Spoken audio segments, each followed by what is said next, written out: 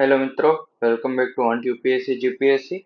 તો હવે જીપીએસસી પ્રિલિમ્સને ખબર છે કે આપણે 10 દિવસ બાકી છે, તો હું તમને એ વસ્તુ કહીશ કે આપણે આ 10 દિવસમાં શું કરવું જોઈએ અને શું ના કરવું જોઈએ.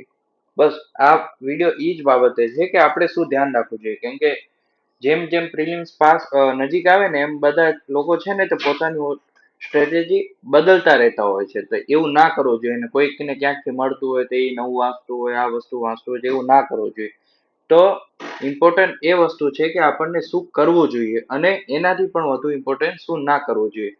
તો આમાં જો સૌથી પહેલા હું તમને કહીશ કે શું કરવું જોઈએ, ફક્ત રિવિઝન કરો.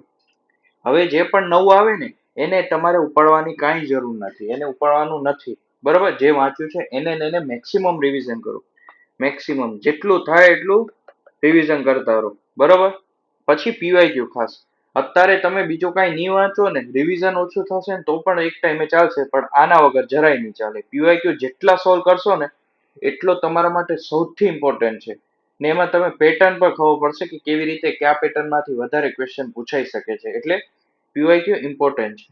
ને જો તમે મોક ટેસ્ટ આપી શકતા હો ને તો હું તો કહું છું મોક ટેસ્ટ આપો. બરોબર ને, સૌથી બેસ્ટ છે મોક ટેસ્ટ આપો. તમારી ત્યાં આગળ ભૂલો ખબર પડશે તો એને પાછું તમે રિવાઇઝ કરો, એને ઇમ્પ્રુવ કરો. બરોબર ને. ને આવે છે કરંટ અફેર. હવે બધા કહેતા હોય છે કે કરંટ અફેર આનું વંચાય. તો હવે એ ટાઈમ નથી કે આપણે નવું કરંટ અફેર વાંચી શકીએ. જે લોકોએ જૂનું વાંચ્યું છે એને જ મેક્સિમમ રિવિઝન કરતા રહો. અને જેમણે કાંઈ નથી વાંચ્યું એમને હું એક જ વસ્તુ કહીશ કે મેરેથોન એકવાર જોઈ લો, પણ એની આશા ન રાખતા કે તમને મેક્સિમમ માર્ક્સ અપાવશે. તમારું હા એટલું થઈ જશે કે 20 માર્ક્સનું કરંટ અફેર આવશે ને તો 20 માંથી તમારા 5 થી 8 માર્ક્સ છે ને તમે વાંથી કવર કરી શકશો. એનાથી વધારે તમે આશા ન રાખતા. બરોબર, તોય છતાંય તમે કરી શકતા હો તો પછી તમારી સારું કહેવાય.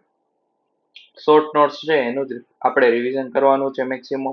મેથ્સ ઉપર તમારે ફોર્મ્યુલા લખી ફોર્મ્યુલાની પ્રેક્ટિસ કરો મેથ્સ, કેમ કે 25 માર્ક્સનું મેથ્સ રીઝનિંગ આવશે તો એના ઉપર વધુ ફોકસ કરશો. સૌથી ઇમ્પોર્ટન્ટ છે તમારી સ્લીપ શેડ્યુલ ફિક્સ કરો, કેમ કે રાતના 2 વાગ્યા સુધી, 3 વાગ્યા સુધી, 1 વાગ્યા સુધી વાંચવાનું જે શેડ્યુલ છે ને એ તમને એક્ઝામમાં હેરાન કરશે. કેમ કે એક્ઝામ હોય છે બપોરના ટાઈમે કે સવારના ટાઈમે. બરોબર, આપણે રાતે સુવાની આદત મોડી છે, સવારે મોડા ઉઠી, તો એ આપણને એક્ઝામના ટાઈમે નીંદર ના આવે ને એટલા માટે ઈ શેડ્યુલમાં તમારે ફિક્સ થવાનું છે. તમારે હવે ડેલી છે ને તો મોક આપો કે પીવાયક્યુ પ્રેક્ટિસ કરો ને, એક્ઝામના ટાઈમિંગમાં તમારે સોલ્વ કરવાનું. આ નેગેટિવ માર્કિંગ તો હું પેપરમાં જ્યારે પેપરનું કહીશ ત્યારે હું કહી દઈશ. ને તમારા ઉપર સેલ્ફ કોન્ફિડન્સ રાખો. સૌથી ઇમ્પોર્ટન્ટ છે સેલ્ફ કોન્ફિડન્સ.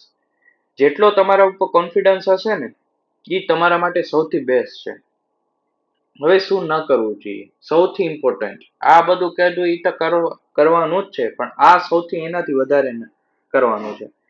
નવા ટોપિક નથી વાંચવાના. આ વાંચ્યા એટલે તમે સમજો કે એનું રિવિઝન નહીં થાય. રિવિઝન નહીં થાય એટલે તમે એક્ઝિક્યુટ નહીં કરી શકો. બરોબર, સોશિયલ મીડિયા હમણાં થોડો ટાઈમ મૂકી દો. બરોબર, બીજા સાથે તુલના કરવાની બંધ કરી દો. આપણે એમ કહેતા હોય ને મને વધારે માર્ક્સ આવે છે, આને મને ઓછા આવે છે, એવું કેમ થાય છે, એ મૂકી દો. બરોબર ને સૌથી વધુ ઇમ્પોર્ટન્ટ છે કે મોકમાં તમારા ખરાબ માર્ક્સ આવે ને તો એનાથી બીવાનું નથી. કેમ કે મોક્સ વાળા પેપર એ છે ને ઇન્સ્ટિટ્યૂટ વાળા બનાવતા હોય છે, ને જે ઓરિજિનલ પેપર આવે ને એમાં છે ને તે જમીન આસમાનનો ફરક હોય છે. તો આપણને એ ધ્યાન રાખવાનું છે કે એનાથી ડિમોટિવેટ નથી થવાનું.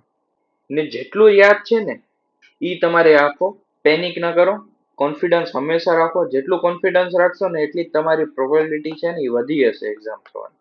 બરોબર ને, હેલ્થ ઉપર પૂરું ફોકસ કરો, કેમ કે અત્યારે એક્ઝામ નજીક આવે છે તો સારું સારું જમો. કેમ કે જો તમારી હેલ્થ ખરાબ થશે ને તો તમને એક્ઝામમાં બહુ જ તકલીફ થવાની છે.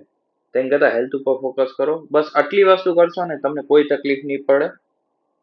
બાકી નેક્સ્ટ વિડીયો હું બનાવીશ 5 એક દિવસ પછી કે તમારે એક્ઝામ પેપર કેવી રીતે અટેમ્પ્ટ કરવું જોઈએ, કેટલા અટેમ્પ્ટ કરવા જોઈએ, કેટલું રિસ્ક લેવું જોઈએ, શેમાં રિસ્ક ના લેવું જોઈએ. એ બધો વિડીયો હું હવે નેક્સ્ટ રીતે બતાવીશ. તો વાંચતા રહ્યો, પીવાયક્યુ પર ફોકસ કરો ને પોતાના ઉપર વિશ્વાસ રાખો.